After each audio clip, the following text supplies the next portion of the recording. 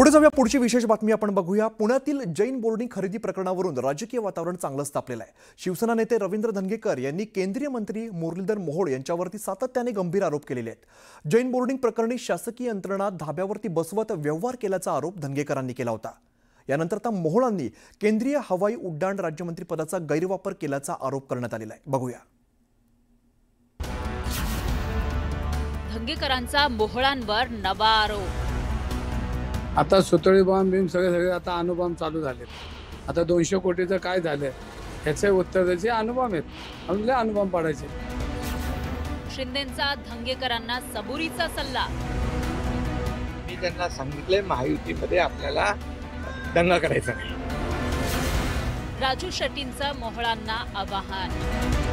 त्यांचा सहभाग खरोखरच नसेल तर त्यांनी पुढाकार घ्यावा। ते सरकारमध्ये आहेत, ते मंत्री आहेत, हा व्यवहार रद्द करावा।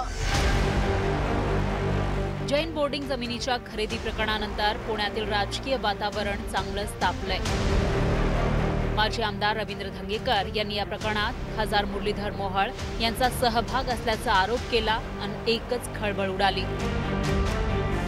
त्यानंतर धंगेकरांनी मोहोळांविरोधात आरोपांची मालिकाच सादर केली। जैन बोर्डिंग, महापौर असताना वापरलेली बिल्डरची कार, यानंतर आता धंगेकरांनी मोहोळांवर नवा आरोप केला। मोहोळांनी केंद्रीय हवाई उड्डाण राज्यमंत्रीपदाचा गैरवापर करत बॉम्बे फ्लाइंग क्लबला देय असणारी रक्कम 200 कोटींवरून फक्त 2.30 कोटींपर्यंत कमी केल्याचा आरोप धंगेकरांनी केला। या संदर्भात त्यांनी एक्सवर पोस्ट शेअर केली। ज्या कंपनीला फायदा करून दिला त्या कंपनीनं मोहोळ यांचा व्यावसायिक भागीदार अशी ओळख असलेल्या विशाल गोखलेंना प्रायव्हेट जेट उपलब्ध करून दिल्याचा आरोप धंगेकरांनी केला। विशेष म्हणजे धंगेकरांनी फोटो आणि व्हिडिओ ही पोस्ट केलं। या संदर्भात स्पष्टीकरण देण्याचं आव्हान मोहोळांना दिलं। विशाल गोखले त्यांच्या किती जवळ आहे हे पूर्णपणे दाखवण्याचा माझा प्रयत्न आहे। मग त्या विमानामध्ये तो उतरतोय, फोटो फिनिशिंग करतोय, कुंभमेळ्यात जातोय, दर्शन घेतोय, विमानात बसतोय। आता तुम्ही म्हणता विमानाच्या आजूबाजूला तर येऊन जातात का आपल्याला? एवढी शूटिंग करण्याची काय परवानगी घेतली होती का त्याने? तिथल्या पोलीस स्टेशनची याची त्याची? या प्रकरणामध्ये जर त्यांनी व्यवस्थित खुलासा केला नाही तर मला शेवटच्या टोकापर्यंत कागदपत्र आणून द्यावी लागतील।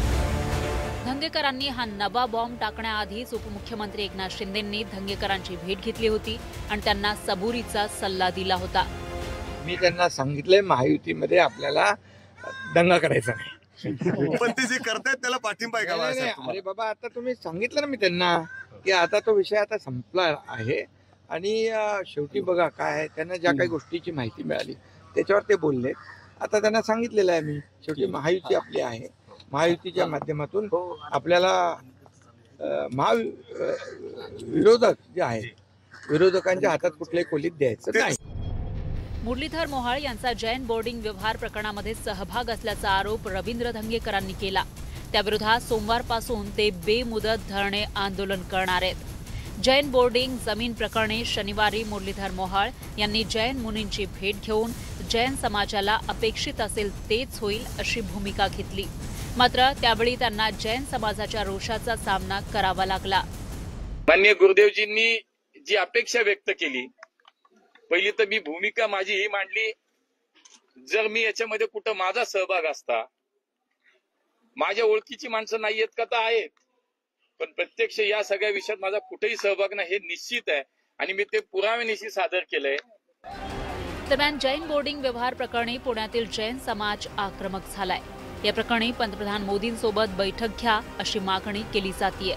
पुण्यात पार पडलेल्या बैठकीत जैन बांधवांनी राजू शेट्टींकडे ही मागणी केली आहे। तर या प्रकरणात मुरलीधर मोहोळ यांचा सहभाग नसेल तर त्यांनी करार रद्द करण्यासाठी पुढाकार घ्यावा असं आवाहन राजू शेट्टींनी केलं।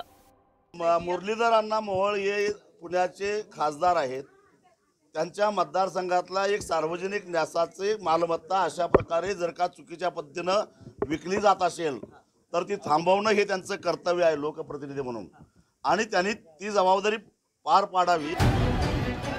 जैन बोर्डिंगच्या व्यवहारावरून महायुतीत वाद पेटला असतानाच शिवसेनेकडून मात्र धंगेकरांना पाठिंबा मिळत असल्याचं दिसून येतंय।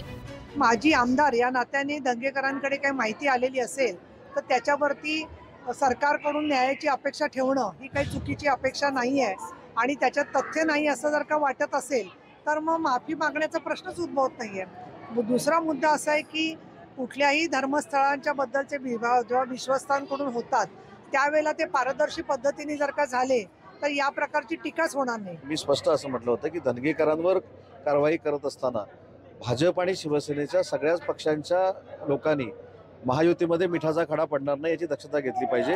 त्याचा अर्थ कदाचित मुरली अण्णांनी वेगळा घेतला असेल, पण त्या वक्तव्यावर कुठेही मुरली अण्णांना दुखवण्याचं कारण नव्हतं किंवा दुखवायचा हेतू नव्हता आणि भाजपला देखील दुखवायचा हेतू नव्हता. आम्ही महायुतीनंच लढणार आहोत. जैन बोर्डिंग प्रकरणी सुरुवातीपासूनच धंगेकरांनी मुरलीधर मोहोळ यांच्यावर निशाणा साधलाय. या निमित्तानं मोहोळ यांची इतरही प्रकरणं बाहेर काढली जात आहेत. धंगेकरांच्या या नव्या आरोपांवर आता मोहोळ काय उत्तर देत आहेत याकडे लक्ष लागलंय. Bureau report, news 18 Lokmat.